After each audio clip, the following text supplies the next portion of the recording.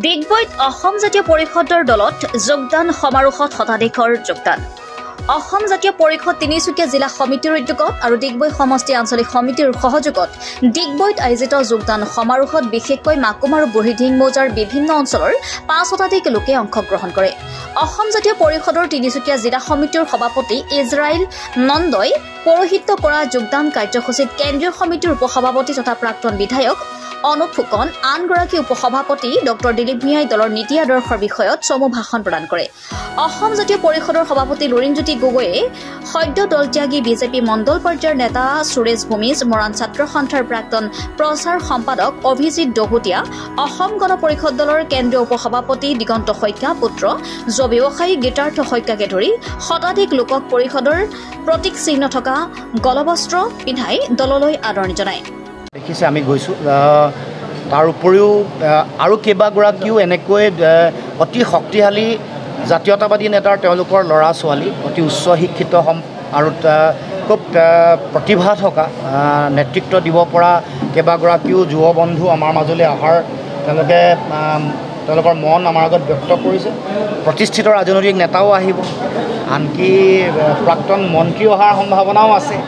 কিন্তু আমি আজিয়ে ক'ব পৰা হোৱা নাই, কাৰণ আলোচনা চলি আছে। কাৰণ ৰাজনীতিতটো জানে নিশাৰ ভিতৰত বহু কথা সলনি হৈ যায়। কিন্তু আমি প্ৰত্যৰে গভীৰ আত্মপ্ৰত্যৰে ক'ব খোজোঁ, তেওঁলোকক আমি মুকলিমূৰীয়াকৈ কৈছোঁ যে আমি যদি আমাৰ সমাজ, আমাৰ জাতিটোৰ ভাষা, কৃষ্টি, সংস্কৃতি, ৰাজনৈতিক ভৱিষ্যত আৰু অৰ্থনৈতিক ভৱিষ্যতৰ কাৰণে কাম কৰিব খোজোঁ, তাৰ কাৰণে অসম জাতীয় পৰিষদেই একমাত্ৰ বিকল্প।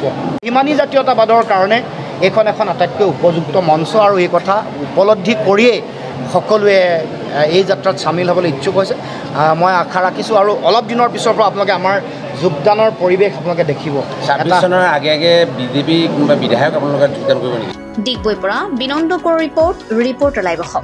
আজি ডিগবৈ সমষ্টিৰ বিভিন্ন প্ৰান্তৰ পৰা ১৩খন পঞ্চায়তৰ সকলো মানুহ উঠি পৰি স্বতঃস্ফূৰ্তভাৱে স্বাভিমানী জাতীয়তাবাদৰ পক্ষত, আপোচবিহীন জাতীয়তাবাদৰ পক্ষত এক নতুন দিগন্ত সূচনা কৰিবলৈ ওলাই আহিছে। আৰু মই ভাবোঁ যে অসম জাতীয় পৰিষদে আমাৰ সভাপতি লুৰিণজ্যোতি গগৈৰ নেতৃত্বত ডিগবৈ সমষ্টিত এক শক্তিশালী ৰূপত তেওঁলোকে আমি আগবঢ়াবলৈ সক্ষম হ'ম। আৰু অনাগত নিৰ্বাচনসমূহত পঞ্চায়তে হওক, টাউন কমিটিয়ে হওক, বিধানসভাই হওক, আমি শক্তিশালীভাৱে বিৰোধীক পৰাভূত কৰিবলৈ আমি সক্ষম হ'ম আৰু চেষ্টা চলাই যাম। প্ৰাক্তন মুখ্যমন্ত্ৰী প্ৰফুল্ল কুমাৰ মহন্তৰ পুত্ৰ অধিবক্তা শ্যামন্ত কাশ্যপ ডাঙৰীয়াই তেখেতে যোগাযোগ চলাই আছে অসম জাতীয় পৰিষদৰ লগত। আৰু মোৰ দৃঢ় বিশ্বাস যে তেওঁ আঞ্চলিকতাবাদৰ প্ৰতি সমৰ্থন তেওঁৰ পৰিয়ালৰ আছে, আৰু আঞ্চলিকতাবাদৰ সমৰ্থক হিচাপে তেওঁ অতি শীঘ্ৰে অসম জাতীয় পৰিষদ দলত যোগদান কৰিব বুলি মোৰ দৃঢ় বিশ্বাস বুলি মই আশা ৰাখোঁ।